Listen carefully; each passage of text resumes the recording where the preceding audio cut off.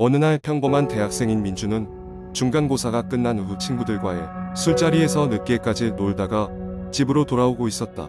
그의 집은 서울 외곽에 위치한 작은 마을에 있었고 대학에서 집으로 가기 위해서는 한적한 시골길을 지나야 했다. 그날 밤 유난히 달이 밝았고 민주는 이어폰을 끼고 음악을 들으며 걷고 있었다. 늦은 시간이라 그런지 길거리는 한산했고 가끔씩 지나가는 차의 헤드라이트만이 어둠을 가르고 있었다. 그는 이어폰에서 흐르는 음악 소리에 심취해 걸음을 계속했다. 하지만 얼마 지나지 않아 그의 눈앞으로 이상한 일이 벌어지기 시작했다. 갑자기 음악이 중단되고 이어폰에서 정체를 알 수 없는 잡음이 흘러나왔다. 민주는 휴대폰을 확인했지만 배터리는 충분했다. 잡음을 없애기 위해 이어폰을 뺐지만 그때 이상한 소리가 들리기 시작했다. 누군가 그의 이름을 부르는 듯한 낮고 불길한 목소리였다. 민준아, 민준아. 주위를 둘러보았지만 거리에는 아무도 없었다. 그는 마음을 다잡고 다시 길을 걷기 시작했다. 그러나 그 목소리는 끊임없이 그의 이름을 부르고 있었다. 결국 민주는 발걸음을 멈추고 목소리가 들리는 방향으로 고개를 돌렸다. 그곳에는 낡은 우물이 자리 잡고 있었다. 오래전에 사용이 중지되어 본래의 모습을 잃은 우물은 잡초와 함께 을씨년스러운 분위기를 풍기고 있었다. 호기심이 발동한 민주는 천천히 우물 쪽으로 다가갔다. 가까이 다가가자 우물 안에서 무엇인가가 꿈틀거리는 듯한 느낌을 받았다. 용기 내어 우물 안을 들여다본 순간 그는 소스라치게 놀랐다. 우물 바닥에는 알 수 없는 무언가의 그림자가 비치고 있었고 그 그림자는 점점 더 뚜렷해지며 사람의 형체를 갖춰갔다. 마치 우물 속에서 누군가가 그를 쳐다보는 것 같았다. 그 순간 민준의 머릿속에 갑작스레 오래전 이 마을에서 일어났던 끔찍한 사건이 떠올랐다. 수십 년 전 이 마을에서는 미스터리한 실종 사건이 연달아 발생했었다. 실종자들은 모두 자취를 감춘 채 돌아오지 않았고 경찰은 큰 성과를 내지 못했다. 그 사건 이후로 이 마을은 저주받은 마을이라는 소문이 돌았고 주민들은 밤이 되면 외출을 삼가게 되었다. 민주는 그 사실이 떠오른 순간 우물 속 그림자가 움찔거리며 발버둥 치는 것을 보고 황급히 뒤로 물러섰다. 그는 두려움에 사로잡혀 숨을 고르며 정신을 차리려 했지만 그때 다시 한번 그 목소리가 말했다. 민준아, 도망쳐. 이제는 시간이 없어. 그 목소리는 이번에는 위협적이라기보다는 애원하는 듯했다. 그 순간 민주는 앞으로 어떤 일이 벌어질지를 직감적으로 알 수 있을 것 같았다. 그는 급히 발걸음을 돌려 마을을 빠져나가려 했으나 발은 쉽게 움직여주지 않았다. 마치 보이지 않는 손에 붙잡힌 듯 발걸음이 무거웠다. 어느덧 주변은 더욱 어두워졌고 바람은 매섭게 불어왔다. 그때 멀지 않은 곳에서 인기척이 느껴졌다. 민주는 고개를 들어 바람에 나부끼는 나뭇가지 사이로 누군가의 모습을 희미하게 볼 수 있었다. 그는 속으로 생각했다. 결코 혼자가 아니다. 그 모습은 점점 가까워졌고 민주는 두려움에 몸이 얼어붙었다. 그의 머릿속에는 다양한 생각들이 교차했다. 이대로 놔두면 나도 실종되고 마는 걸까? 아니면 누군가의 장난일 뿐일까? 하지만 민주는 이내 결심을 했다. 그는 자신의 두려움을 이기고 가까이 다가오는 그 형체의 정체를 밝혀내기로 했다. 그리고 그가 용기를 내어 한 발짝 내디뎠을 때 그의 앞에 서 있는 것은 다름 아닌 과거 실종되었던 사람들의 영혼이었다. 그들은 고통과 슬픔으로 가득 찬 눈으로 민준을 바라보며 무언가를 호소하고 있었다.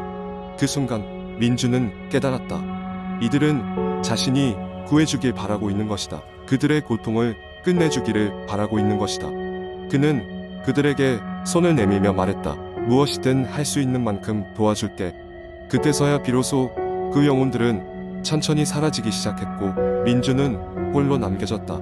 그는 두려움과 안도감이 교차하는 감정 속에서 집으로 돌아갔다. 그날 밤 이후로 민주는 마을의 저주를 풀기 위해 연구를 시작했고 그가 본 것들을 기록으로 남겼다.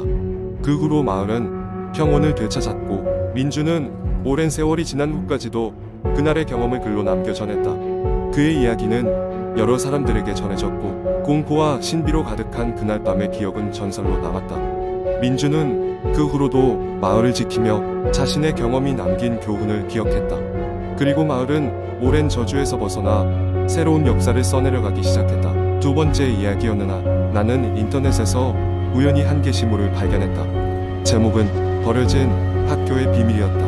흥미로워 보였기에 클릭하여 읽기 시작했다. 글쓴이는 자신이 겪었던 실제 경험담이라고 주장하며 이야기를 시작했다. 글쓴이는 대학 시절 친구들과 함께 탐험을 하기 위해 오래전 폐쇄된 한 학교를 방문했다고 했다. 그 학교는 지어진 지 50년이 넘었고 20년 전 사고로 인해 폐쇄였다고 한다. 사고에 대한 자세한 기록은 남아있지 않았지만 지역 주민들은 학교에 악령이 깃들어 있다며 접근을 꺼려했다. 하지만 호기심 많은 글쓴이와 친구들은 이런 이야기를 믿지 않았고 오히려 흥미를 느꼈다. 그들은 늦은 밤 손전등과 카메라를 챙겨 학교로 향했다.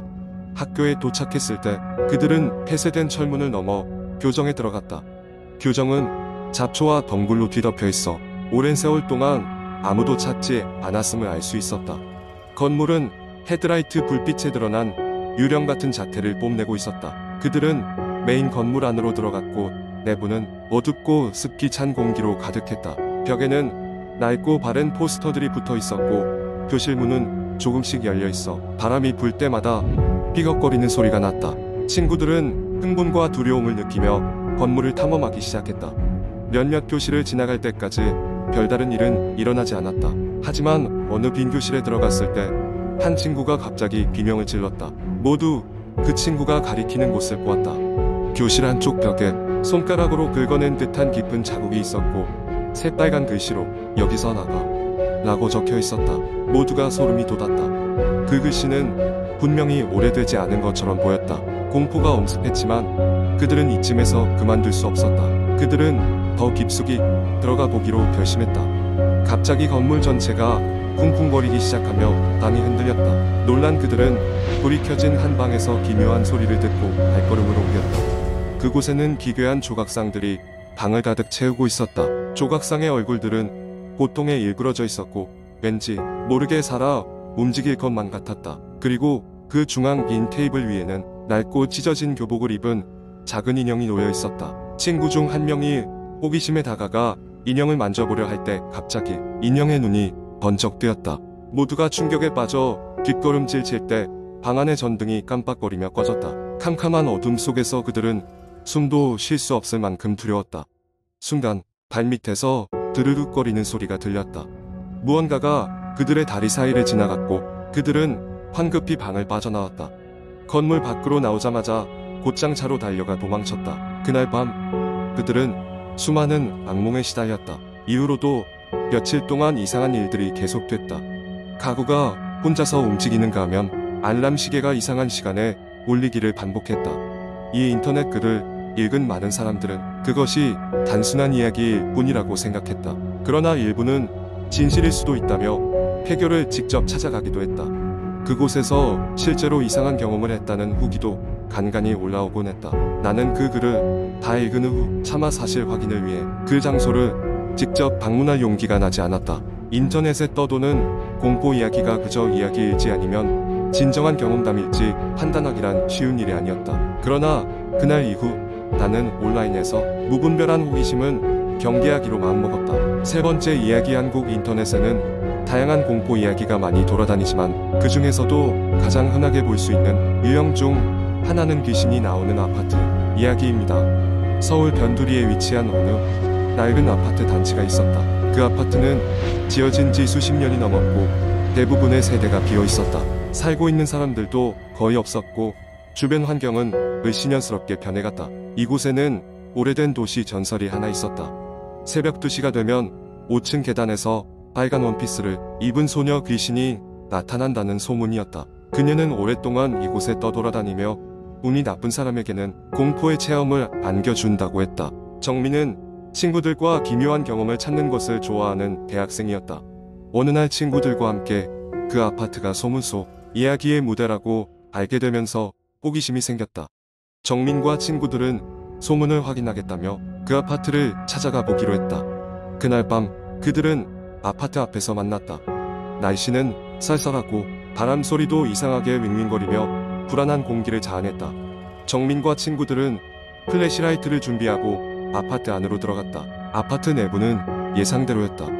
곳곳에 벗겨진 벽지와 금이 간 벽, 오랫동안 방치된 흔적들로 가득했다. 친구들은 긴장된 기분을 떨쳐내려는 듯 아무렇지 않은 첫 농담을 주고받으며 계단을 오르기 시작했다.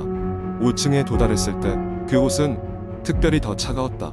아무 말 없이 그들은 어깨 너머로 서로를 바라보며 심호흡을 했다. 정민은 손전등을 들고 복도를 비추었고 그때였다.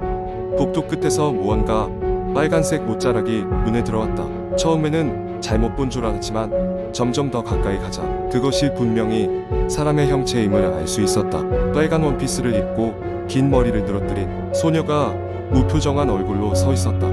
친구들은 얼어붙은 듯 움직이지 못했고 정민은 용기를 내어 한 걸음 더 다가갔다. 그 순간 소녀의 얼굴이 천천히 그들을 향해 돌아갔다. 그 얼굴은 비현실적일 정도로 창백했고 눈은 깊이 깊은 암흑이었다. 정민은 심장이 쿵쾅거리며 뒷걸음질 쳤다. 친구들은 두려움에 사로잡혀 비명을 지르며 계단을 뛰어내려가기 시작했다. 정민 역시 주저없이 친구들을 따라 도망쳤다. 그들이 1층 로비로 내려왔을 때 누가 먼저랄 것도 없이 밖으로 튀어나갔다. 그들은 아파트를 뒤로 한 채 끝까지 달리고 또 달렸다. 어느 정도 멀어졌을 때 숨을 고르면서 뒤를 돌아보았다. 소녀는 보이지 않았다. 그날 이후로도 아파트 이야기는 그들 사이에서 금기처럼 여겨졌다. 다시는 그곳에 가거나 소녀에 대해 이야기하지 않기로 했지만 정민과 친구들은 그날의 경험을 결코 잊을 수 없었다. 하지만 그 일이 있은 지 몇 달 후 정민은 한밤중에 이상한 전화를 받기 시작했다. 수화기 너머에서는 어떤 말도 들리지 않았지만 멀리서 불가사의한 속삭임과 함께 어렴풋이 흐느끼는 소리가 전해졌다. 그는 전화를 끊었지만 매일 밤 같은 시간이 되면 그 소리가 반복되었다. 친구들에게 이 일을 이야기했지만 이내 그들 모두에게 비슷한 일이 일어나는 것을 깨달았다. 정민과 친구들은 그 아파트와 관련된 무언가가 그들을 계속 따라오고 있다는 엄청난 두려움 속에서 어떻게든 방법을 찾으려고 노력했지만 이미 그들에게 씌어진 수수께끼의 그림자는 쉽게 거치지 않았다. 그날의 호기심은 그들에게 돌이킬 수 없는 공포의 고리를 던져주었고 그들은 그 후로도 자신 곁을 떠돌고 있을지도 모를 빨간 원피스 소녀를 조심스레 경계하며 살아가야 했다.